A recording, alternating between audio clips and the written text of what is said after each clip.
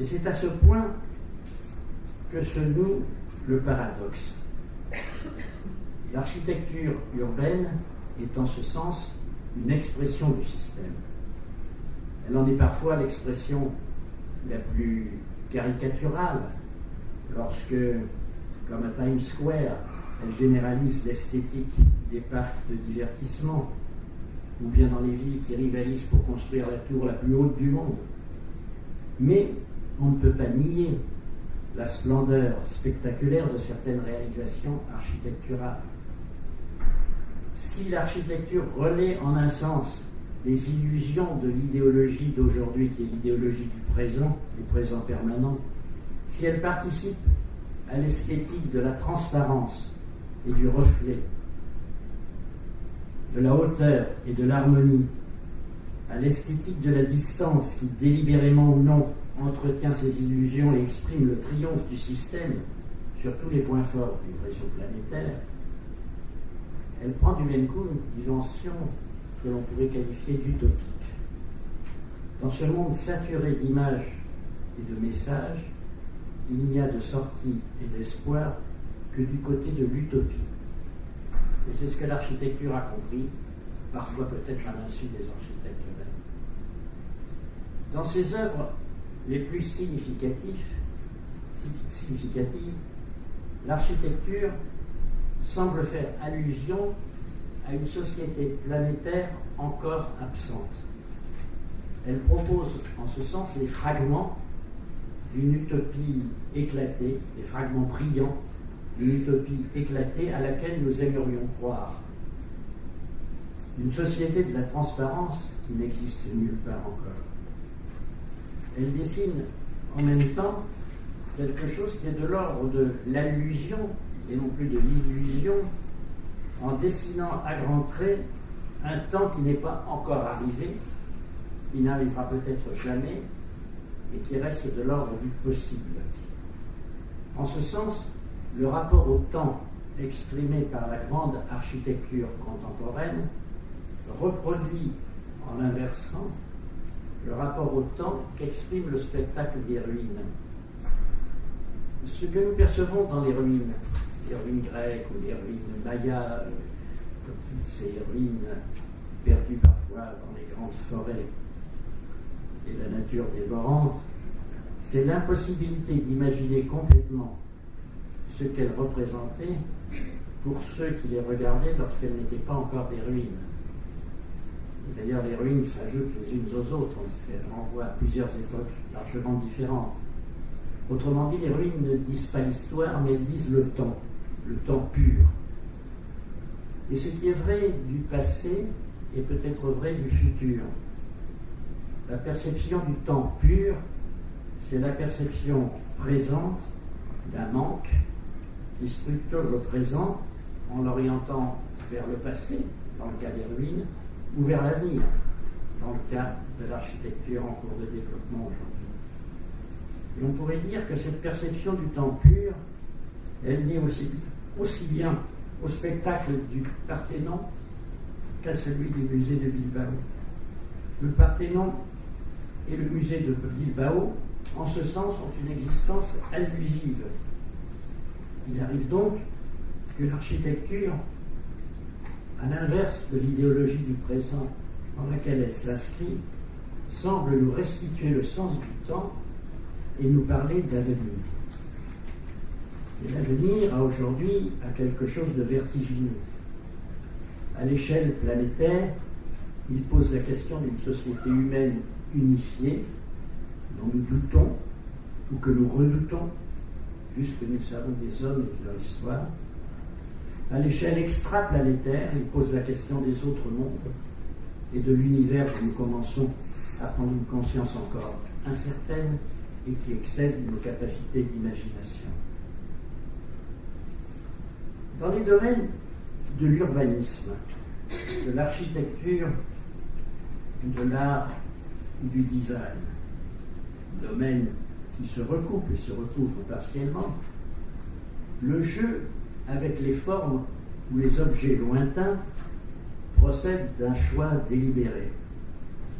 Et il prend sens dans des milieux privilégiés et conscients de toutes les possibilités qu'offre théoriquement et idéalement l'ouverture de la planète à tous les regards. L'art aussi sort de la couleur locale. Il relève d'un éclectisme inspiré, à vocation humaniste, opposé au monopole culturel et à l'ethnocentrisme. La difficulté à laquelle se heurtent les défenseurs d'un tel éclectisme, comme tous les artistes aujourd'hui, c'est l'extrême souplesse du système global, extraordinairement apte à récupérer toutes les déclarations d'indépendance et toutes les recherches d'originalité. À peine formulées, les revendications de pluralisme, de diversité, de recomposition, de redéfinition des critères, d'ouverture aux cultures différentes, sont acceptées, proclamées, banalisées et mises en scène par le système, c'est-à-dire concrètement par les médias, par l'image, par les instances politiques ou autres. La difficulté de l'art, au sens le plus large, a toujours été de prendre ses distances avec un état de société qui doit exprimer pourtant, s'il veut être compris des hommes et des femmes auxquels il s'adresse. L'art doit exprimer la société, c'est-à-dire aujourd'hui le monde, mais il doit le faire exprès. Il ne peut pas être simplement une expression passive, un aspect de la situation. Il doit être en ce sens expressif et réflexif s'il entend nous montrer autre chose que ce que nous avons tous les jours sous les yeux, par exemple dans les supermarchés ou à la télévision. Les conditions actuelles rendent à la fois plus nécessaire et plus difficile ce décalage entre expression et réflexion qui concerne évidemment au premier chef l'éclectisme paradoxal du recours à l'extérieur dans un monde où il n'y a plus d'ailleurs. Peut-être les urbanistes et les architectes, comme les artistes et les écrivains, sont-ils aujourd'hui condamnés à rechercher la beauté de ce que j'ai appelé les non-lieux, tout en résistant aux apparentes évidences de l'actualité. Et c'est bien ce qu'ils font. Artistes et écrivains s'y emploient, d'une part en essayant de retrouver le caractère énigmatique des objets, des choses déconnectées de toute exégèse, de tout mode d'emploi. D'autre part, en prenant pour objet les médias qui voudraient se faire prendre pour des médiations, en refusant le simulacre et la mimésis. Les architectes, quant à eux, ont deux échappatoires. Certains sont directement concernés par la misère du monde et les urgences du logement, de la construction, de la reconstruction. D'autres ont la chance de s'attaquer frontalement aux espaces de la communication, de la circulation, de la consommation, les non-lieux empiriques qui composent les paysages dominants de notre nouveau monde et d'une manière irréversible.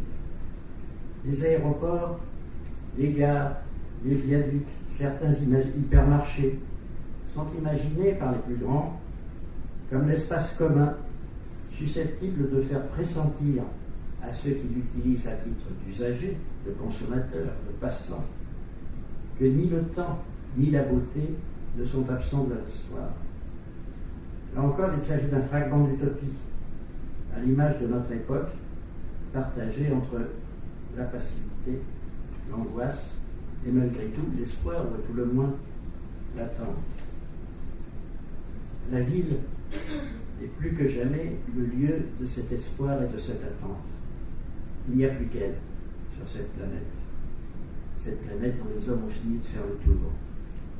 Ces formes nouvelles, par leur démesure même, dont nous pouvons déplorer ou admirer ce qui nous apparaît tour à tour comme de l'humanité ou de l'inhumanité ou de la grandeur, ces formes nouvelles évoquent le double horizon de notre avenir. L'utopie d'un monde unifié et le rêve de l'univers à explorer. La Terre devient progressivement comme un immense vaisseau spatial, sur lequel la vie s'organisera chaque jour davantage en fonction du contexte extraplanétaire. Car nous vivons nécessairement à l'échelle individuelle. Mais si nous essayons d'imaginer l'histoire de l'humanité, c'est cet horizon-là qui nous apparaît. Contexte extraplanétaire, d'abord le système solaire, puis un jour infiniment lointain, peut-être la galaxie, ou un jour encore plus lointain, d'autres galaxies. Mais demain, la banlieue planétaire, la Lune, Mars, accueillera des formes urbaines conçues sur Terre. Et nous comprendrons que nos villes les plus importantes étaient depuis longtemps à l'image de cet avenir. Elles ont vécu au futur antérieur, en quelque sorte. Nous reparlerons peut-être du genre humain. Nous nous habituerons peut-être à parler de l'homme générique et à en respecter la présence dans chaque individu. Nous constaterons qu'au regard des impératifs de la science et de la découverte, les inégalités sont dérisoires et nocives. Nous redécouvrirons ce que l'on n'ose plus appeler le sens de l'histoire. Telle est au moins l'illusion que pourra éveiller chez les plus optimistes d'entre nous le spectacle de la ville en transformation, comme il l'éveillait déjà au XIXe siècle chez les pauvres du monde rural en Europe, et l'éveille encore de nos jours chez les damnés de la terre qui préfèrent risquer la mort en fuyant que la subir en restant chez eux. Fallacieuses ou prometteuses, les lumières de la ville brillent encore. Merci.